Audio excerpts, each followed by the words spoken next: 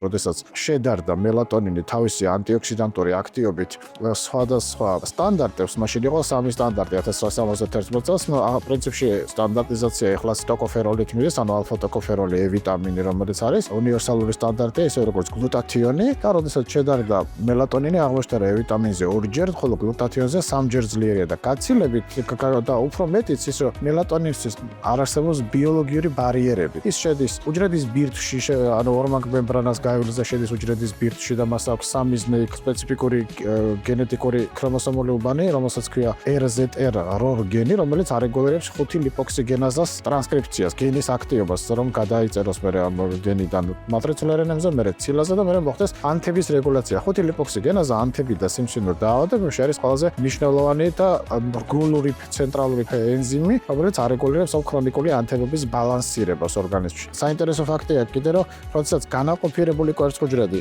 ზიგოტა რო წარმოიქმნება, პირველი რეცეპტორი, რომელიც ზიგოტას უჩნდება, ეს არის კორტიზოლის რეცეპტორი. ანუ მაშინ ამბობენ, რომ ადამიანი სტრესისთვის და ნერვიულობისთვის არის გამოცვლილი ჩანასახიდან. მეორე რეცეპტორი არის ესტროგენის რეცეპტორი, ანუ დედის დაცვის მხარე გამოდის, ანუ ქალის ჰორმონის, სასქესო ჰორმონის რეცეპტორი მოდის და მესამე არის უკვე სტრესისგან დაცვის მელატონინის რეცეპტორი ჩნდება ზიგოტაზე. ანუ მერე იწყება ზიგოტა, მერე იყოფა ზიგოტა და უკვე ამის მერე ხდება სხვა ზიგოტის ორად გაყოფა. მერე 4-ად იყოფა და მერე უკვე ახალი რეცეპტორი.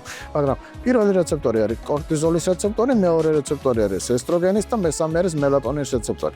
ანუ ცენტრალური ნერვული სისტემის გავლენა ადამიანის ორგანიზმზე იწყება ჩანასახიდან და არეგულირებს უკვე უჯრედთა დიფერენცირებას ცენტრალური ნერვული სისტემის ტერიტორიად. ის მუშაობს ორგანიზმის იმუნური სისტემის აქტივობაში, თითქმის 60%-ით აქტიურებს NK უჯრედებს. NK უჯრედები არის ნატურალური მკვლელები, რომელიც ორგანიზმს იცავს არა მარტო ონკოლოგიური დაავადებისგან, არამედ ინფექციური პათოლოგიებისგან. მელატონინი ახდენს ანტიოქსიდანტური სტატუსის და მიტოქონდრიული ფუნქციის გაუმჯობესებას და შესაბამისად დღე-ღამის განმავლობაში დაგროვილი ტოქსიური ნივთიერებების ელიმინაციას.